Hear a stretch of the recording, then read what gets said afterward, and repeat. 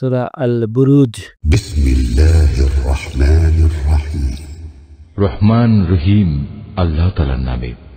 শপথ বিশালকায় গম্বুজ বিশিষ্ট আকাশের। শপথ সেই দিনের যার আগমনের ওয়াদা করা হয়েছে। শপথ প্রত্যক্ষদর্শী সাক্ষীর। শপথ সেই ভয়াবহ দৃশ্যের এবং যা কিছু তখন পরিদৃষ্ট হয়েছে তার। মোমেনদের জন্য খোঁড়া গর্তের মালিকদের উপর অভিসম্পাত। আগুনের কুণ্ডলী যা জ্বালানি দ্বারা পরিপূর্ণ ছিল। অভিসম্পাত তখন যারা তার পাশে বসা ছিল। এ লোকেরা মোমেনদের সাথে যা করছিল এরা তা প্রত্যক্ষ করছিল। তারা এ ঈমানদারদের কাছ থেকে এছাড়া অন্য কোনো কারণে প্রতিশোধ গ্রহণ করেনি যে তারা এক পরাক্রমশালী ও প্রশংসিত আল্লাহর উপর ঈমান এনেছিল। ঈমান এনেছিল এমন এক সত্তার উপর যার জন্য নিবেদিত আসমান সমূহ ও জমিনের যাবতীয় সার্বভৌমত্ব। আর আল্লাহ তাআলা তাদের সব কয়টি কাজের উপরই সাক্ষী।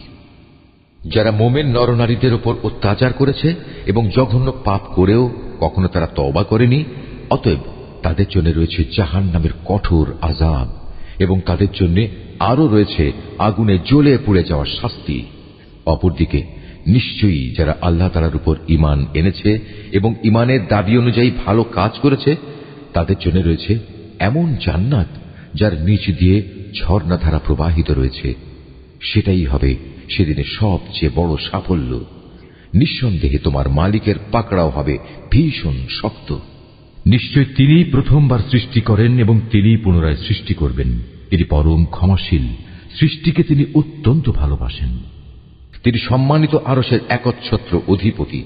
তিনি যা চান নিজ ক্ষমতায় বলীয়ান হয়ে তাই করেন।